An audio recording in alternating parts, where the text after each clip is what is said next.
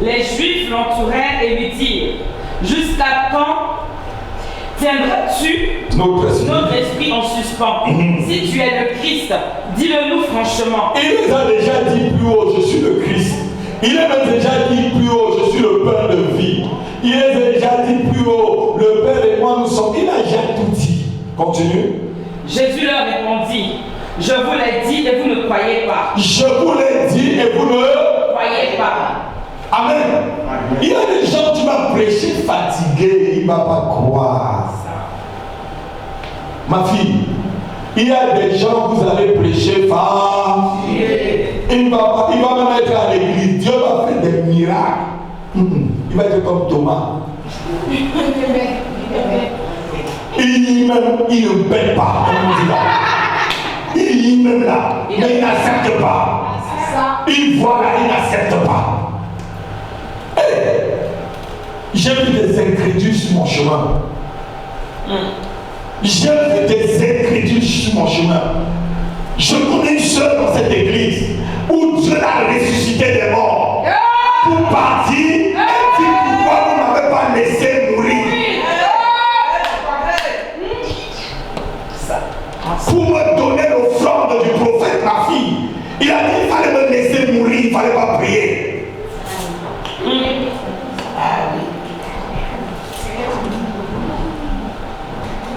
Alléluia. Tu prêches. Je vous ai déjà parlé. Vous ne croyez pas. Alléluia. C'était entre la main de ma fille. Elle a rendu l'âme entre tes mains, non? Pour partir, elle vous demande pourquoi elle a prié pour elle. Il fallait la laisser mourir. C'était entre tes mains. Et non. Les sapeurs-pompiers disent: pasteur, il n'y a plus d'espoir. Le médecin, il n'y a plus d'espoir. La police arrive, il n'y a plus d'espoir, pasteur.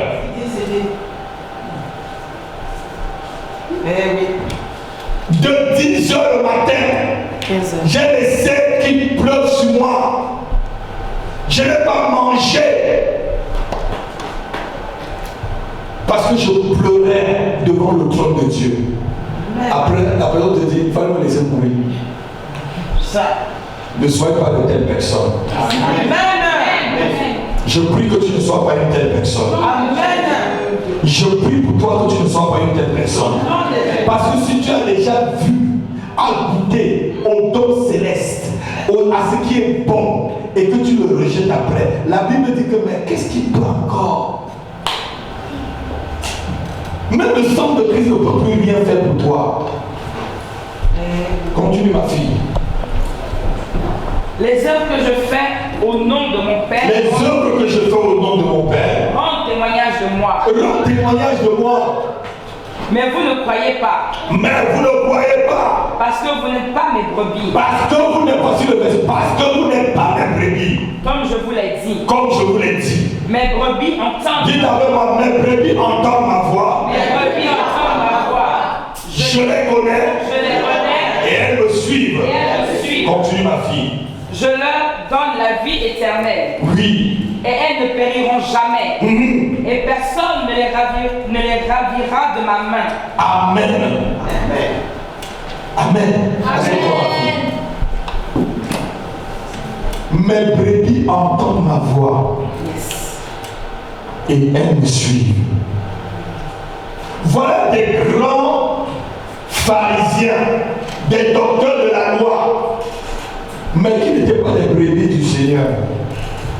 Les œuvres que Jésus faisait, eux ne croyaient pas à ces œuvres-là.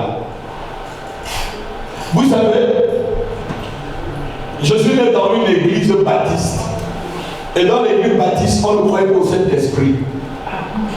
C'est aujourd'hui qu'ils ne croient pas au Saint-Esprit. J'étais le premier à parler en langue dans l'église.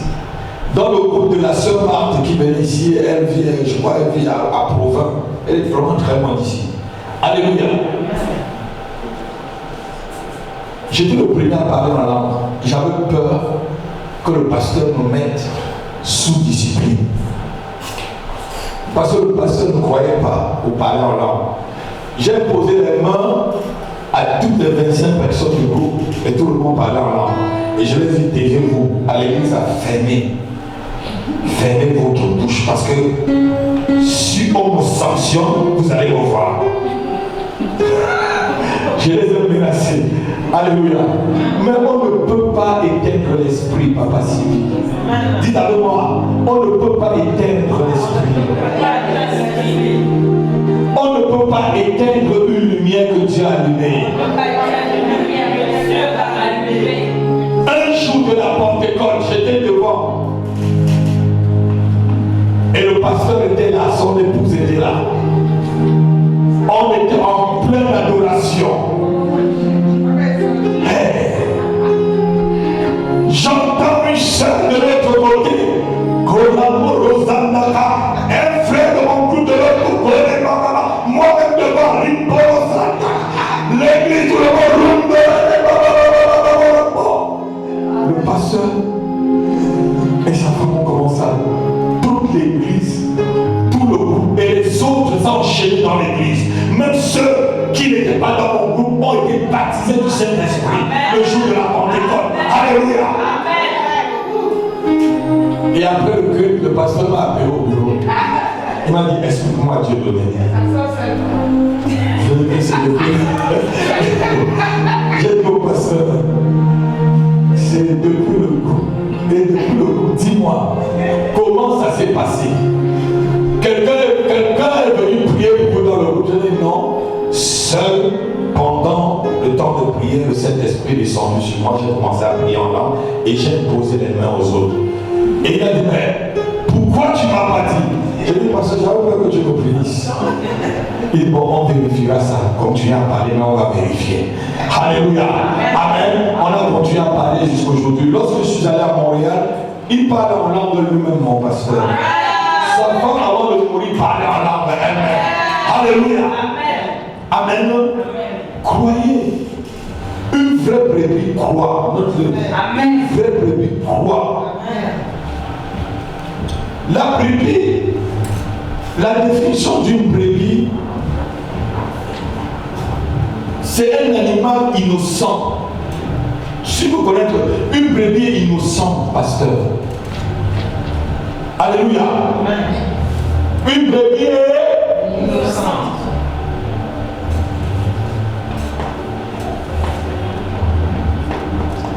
Deux Samuel 24, verset 17. Une brebis, c'est quelqu'un d'innocent.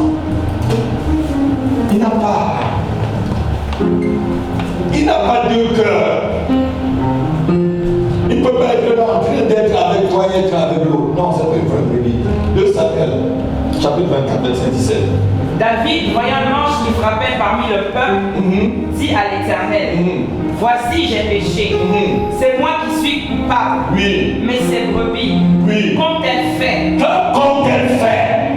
Que ta main soit donc sur moi, que ta main soit donc sur moi le roi, et sur la maison de mon père. Et sur la maison de mon père. Ici, David était le berger, il était le roi d'Israël.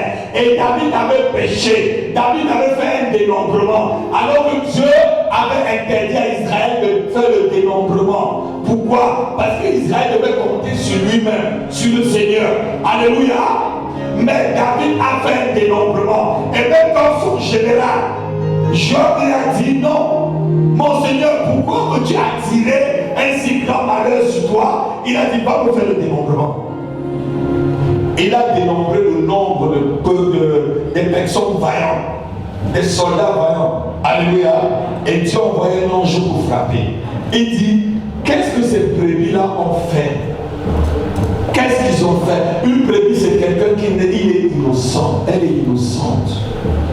Voilà vraiment le caractère d'une vraie brebis. Alléluia. Voilà le caractère d'une vraie brebis. Innocente. Une brebis obéit à la voix de son maître, c'est-à-dire son pasteur. Une brebis obéit à la voix de son maître, c'est-à-dire son pasteur. Si tu entends la voix de ton pasteur et tu n'obéis pas, tu n'es pas une vraie brebis. Regardez quand Dieu est venu parler à Samuel, avec la voix de qui Dieu a parlé à Samuel, avec la voix d'Élie. Si Dieu va te parler, ma fille, tu vas entendre souvent ma voix. Amen.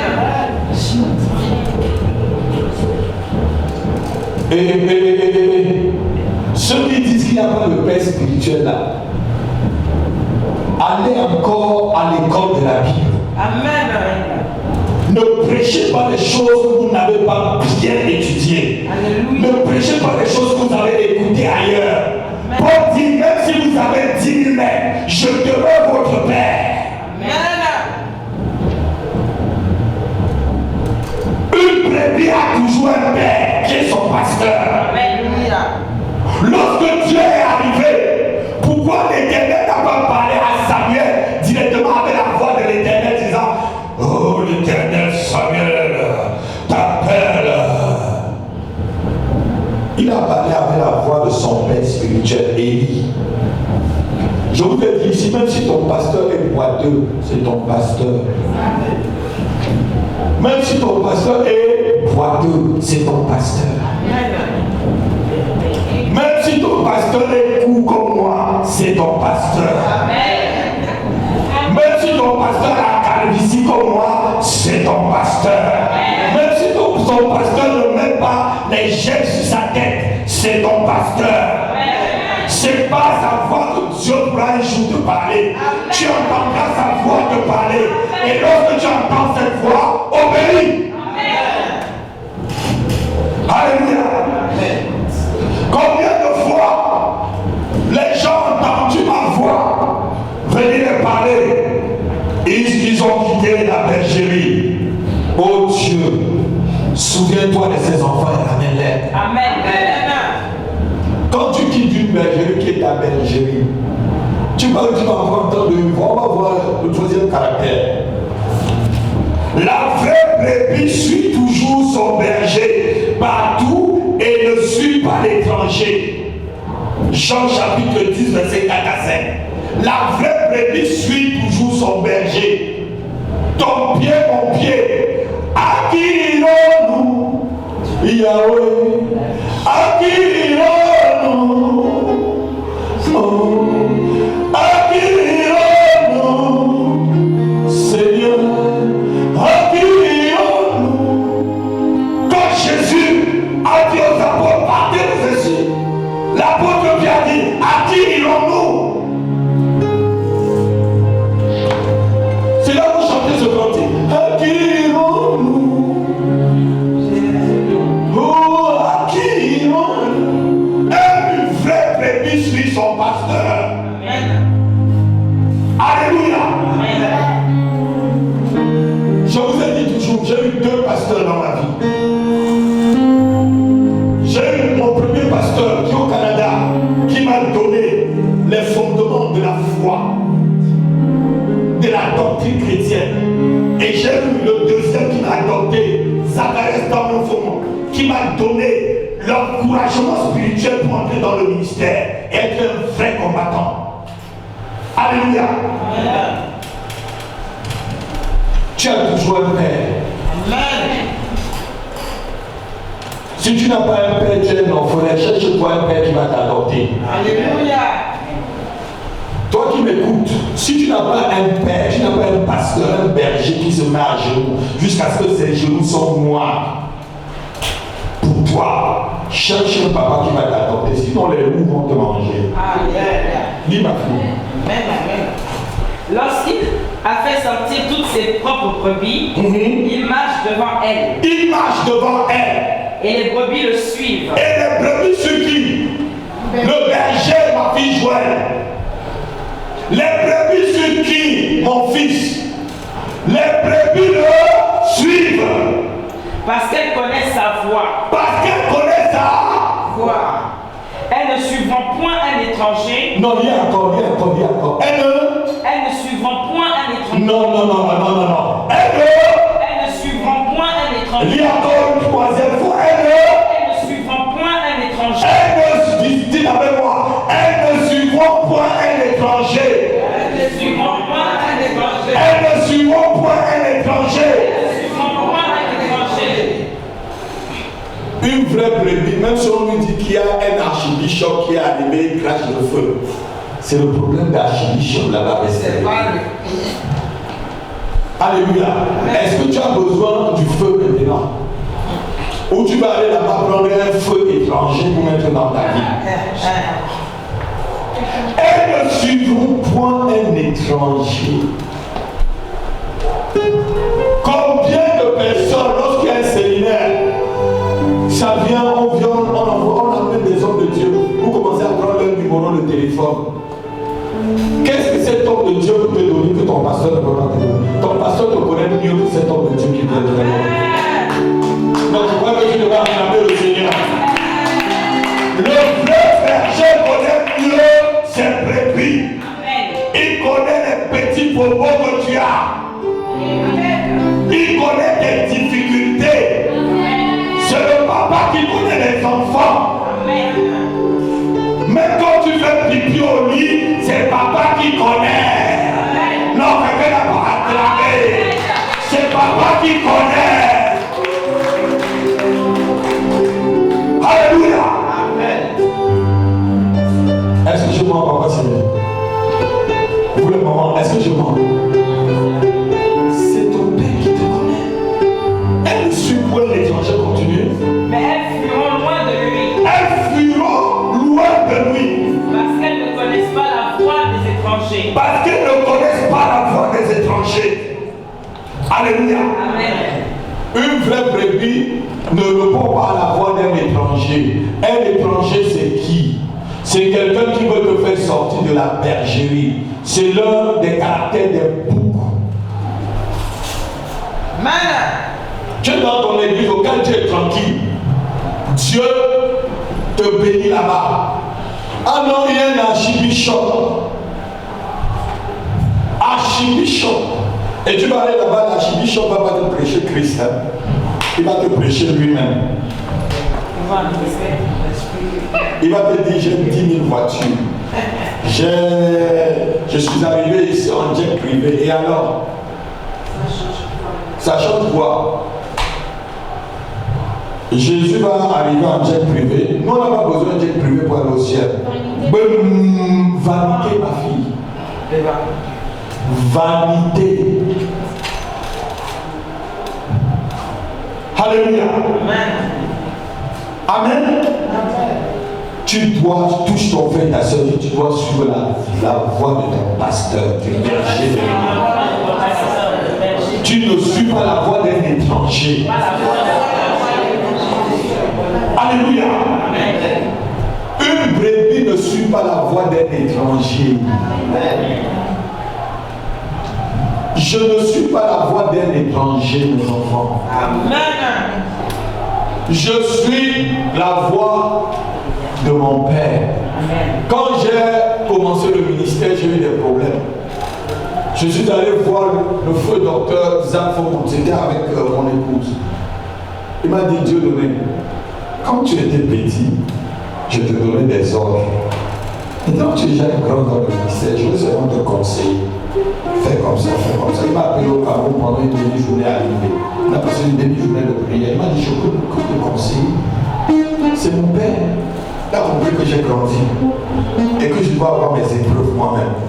Mais il doit me conseiller. Alléluia.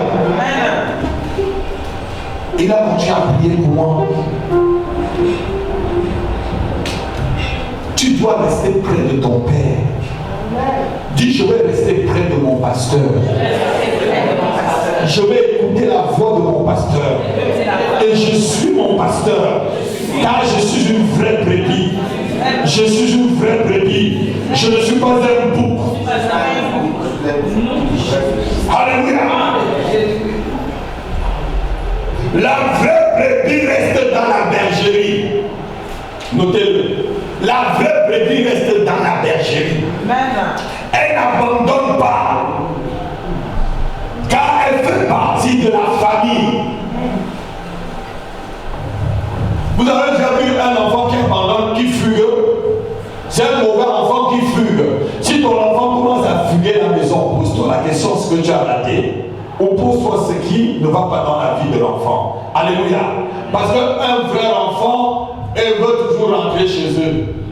Amen. Moi, je suis un Camerounais. Mais souvent le Cameroun me manque. Je suis là par obligation ministérielle. C'est parce que Dieu m'a dit, va en Flandre. Souvent je me dis, Seigneur, mais regarde, il y a des brebis au Cameroun. Non. Le don que j'ai mis chez toi là, c'est pour la France. Amen. Non, je crois que tu devrais acclamer le Seigneur. Alléluia. Vous savez, il y a des terrains sur lesquels, si tu n'as pas un caractère, Dieu ne t'envoie pas. Certains pasteurs, ils quittent de l'Afrique, quand ils viennent ici, vous voyez comment ça se passe. Papa Sylvie. Ils ont 10 000 membres. Ils viennent ici. Même une personne de gagner. Parce que c'est pas le terrain. Dieu les a donnés pour l'Afrique. Ici, Dieu nous a donné un front dur. Très dur. Très dur. Alléluia. Regardez-moi très bien. Les terrains et les démons ne sont pas les mêmes dans tous les territoires. Il y a des démons territoriaux qu'il faut gêner 21 jours comme Daniel. Et il attend. Il faut que Michael arrive. Même en gênant, il ne laisse pas ta bénédiction. Hein. Il faut que tu envoies Michael. Et bientôt, Michael va descendre sur cette nation. Il va briser. Il va briser. Il va briser. Et l'évangile entrera dans les familles françaises. L'évangile entrera dans les campagnes. L'évangile entrera à l'Élysée. À l'Élysée, il y aura des adorateurs. À l'Élysée, je prophétise qu'il y aura des adorateurs. Il y aura des ministres français adorateurs. Il y aura des gouverneurs français adorateurs. Il y aura des préfets français adorateurs de Christ. Je dis l'évangile y arrivera. Je dis l'évangile y arrivera. Les hommes de Dieu se lèveront et marcheront sur le perron de l'Élysée pour aller prêcher l'évangile.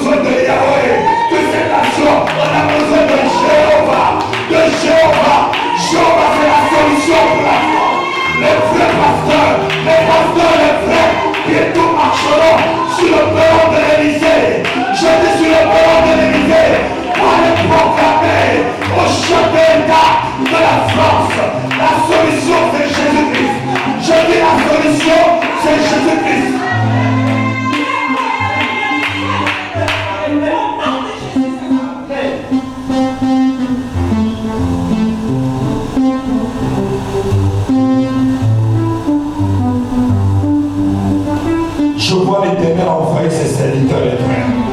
Ceux que la télé ne connaissent pas, ceux que les médias ne connaissent pas, ceux que les réseaux sociaux ne connaissent pas, mais que le ciel connaît, ceux qui siègent dans le conseil de l'Éternel. Je les vois marcher sur le perron, je les vois marcher sur le perron de l'Élysée, je les vois marcher sur le perron de l'Élysée pour aller proclamer la délivrance de la France, pour aller proclamer le salut sur la France. Je les vois marcher, je les vois marcher, je les vois marcher.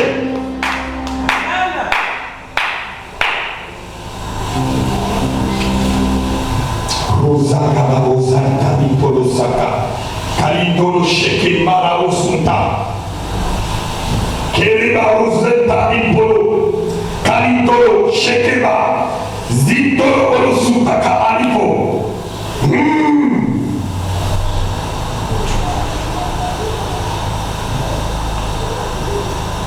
Alléluia. Amen. Ainsi parle l'Éternel. Amen. Hébreux chapitre 10, verset 25.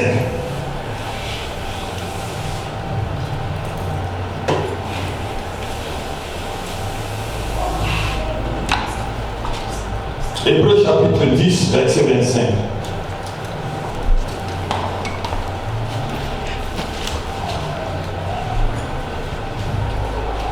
Hébreux chapitre 10, verset 25. Oui, on disait que la vraie brebis n'abandonne pas son assemblée. Allons-y rapidement. N'abandonnons pas notre assemblée. Oui. Comme c'est la coutume de quelques-uns. Oui. Mais exhortons-nous réciproquement. Oui. Et cela d'autant plus que vous voyez s'approcher le jour. Et regardez-moi. Une vraie brebis n'abandonne pas son assemblée, ma fille.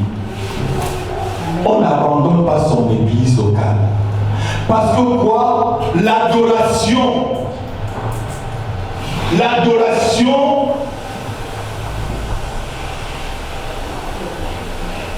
collective et communautaire fait partie de la vie spirituelle d'une brebis. Notez-le. L'adoration collective et communautaire fait partie de la vie spirituelle d'une brebis.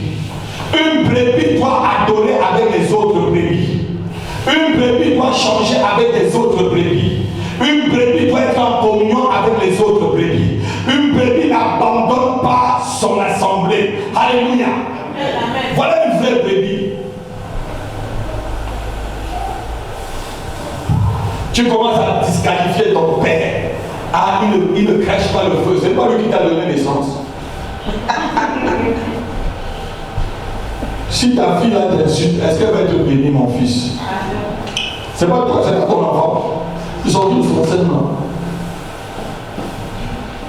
La Bible dit ceci: malheur à l'enfant qui maudit son père et sa mère.